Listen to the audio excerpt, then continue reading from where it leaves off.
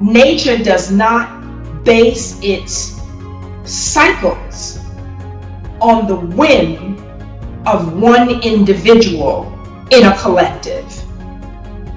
It does not base its cycles of natural order, reproduction, decay, fall away, death. It's not based on one thing. It is based on all moving and working together. If the alpha, if his only job is to threaten, or her only job is to threaten, to humiliate, to create fear, if that's their only job, then the other job that they have is to protect their position.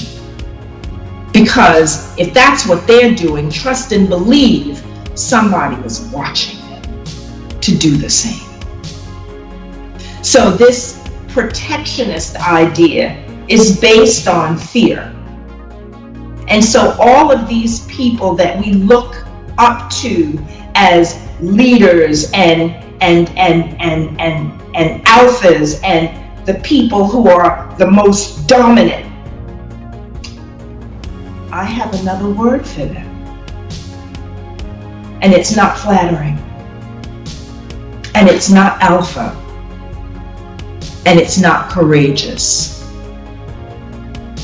Because unless you are in service, your strength is insignificant.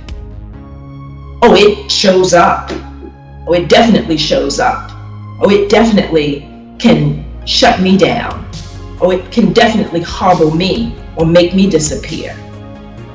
But it's insignificant. It means nothing, because all you can do is look over your shoulder. That's all you can do. You cannot get on with the purpose of advancing.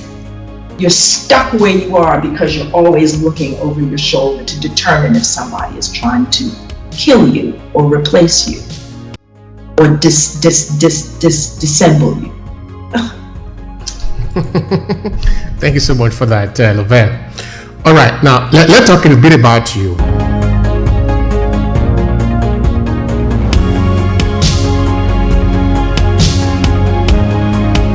That you got the information that you learn about your origin, your people, and of course you have got the education. What kind of vision do you see for yourself going forward? Well, my ambitions in my twilight years is to write. I have a friend who published her first book at 101 years old. Amazing woman. She was in the first class at, now it is now a co-ed college, but she was the first in the first graduating class, and it'll come to me. I'm sorry, I lost the name of the college, but it's on the Upper West Side, upper 60s. Anyway, so she published her first book when she was 101. Her name is Be Clear. Can you imagine it? Be Clear, right? And I see myself really becoming a writer, or writing my thoughts, writing reminiscing my stories. And I also see myself as I already am, the godmother of many, a mentor for many others. This affectionate nomenclature, Mama D, is the way some young people and some of my mentees experience me as a mother figure, because care,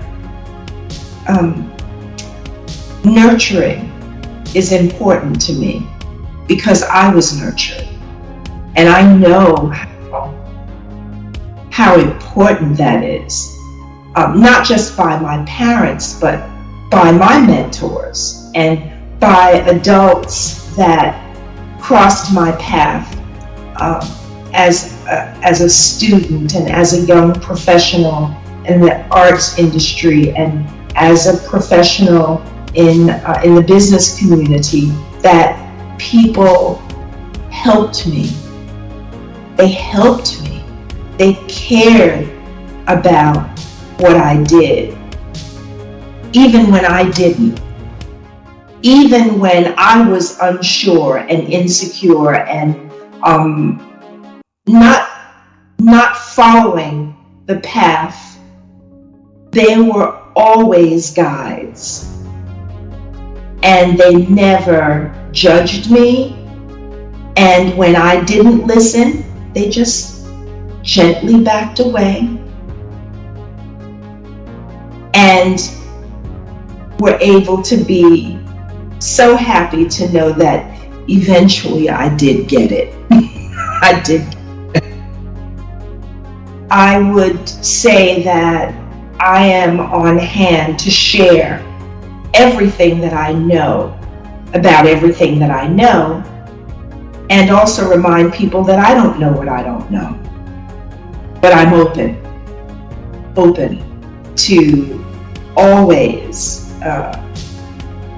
having a new experience, having another perspective or another way of seeing and doing things. I think that's my future. I'm just, I'm the granny.